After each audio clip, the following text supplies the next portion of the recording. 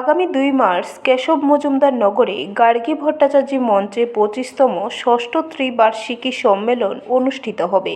৩ বছর অন্তর অন্তর এই সম্মেলন হয়ে থাকে। এই সম্মেলনের মধ্য দিয়ে কর্মচারীদের ক্ষোভ ও বঞ্চনা কথা তুলে দেওয়া হয়।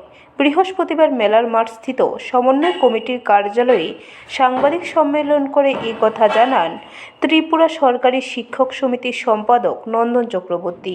তিনি বলেন, সরকারের উদ্দেশ্যে বেশ কিছু বিষয় তুলে ধরা হবে এই সম্মেলনের মধ্য দিয়ে। সমস্ত স্কুলেই শিক্ষক এবং শিক্ষাকর্মী স্বল্পতা রয়েছে। সমস্ত রকম শূন্যপদ পূরণ অবিলম্বে করা দরকার, কারণ স্কুলগুলি আমরা দেখছি, লক্ষ্য করছি, পত্রিকাতেও আমরা দেখছি, আপনাদের মাধ্যমে খবরাখবর যা পাচ্ছি দেখছি যে রাস্তায় বহু জায়গায় ছেলেমেয়েরা রাস্তায় শিক্ষকের দাবিতে রাস্তায় অবরোধে বসে যাচ্ছেন। তো এই প্রেক্ষাপটে দাঁড়িয়ে শিক্ষাকর্মীর স্বল্পতার কারণে স্কুলে পঠন পাঠন বিঘ্নিত হচ্ছে। শিক্ষক হিসেবে আমাদের এটা ব্যথা দেয়, দুঃখ দেয়। চুক্তিভিত্তিক যত রকম নিয়োগ আমরা চাই তাদের সবাইকে স্থায়ী করা হোক।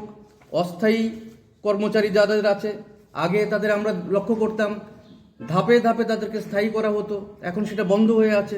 ডাইং হার্নেস কেস প্রায় উঠে গেছে। স্পেশাল ইনক্রিমেন্ট কর্মচারীরা পেতেন, সেটা বন্ধ হয়ে গেছে।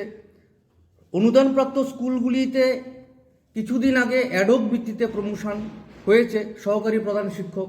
আমরা বলছি না, এইটাও একটা বঞ্চনা। সমস্ত অনুদানপ্রাপ্ত স্কুলগুলিতে স্থায়ীভাবে প্রধান শিক্ষক এবং সহকারী প্রধান শিক্ষক দিতে হবে, স্থায়ীভাবে। ব্যুরো রিপোর্ট, খবর ত্রিপুরা।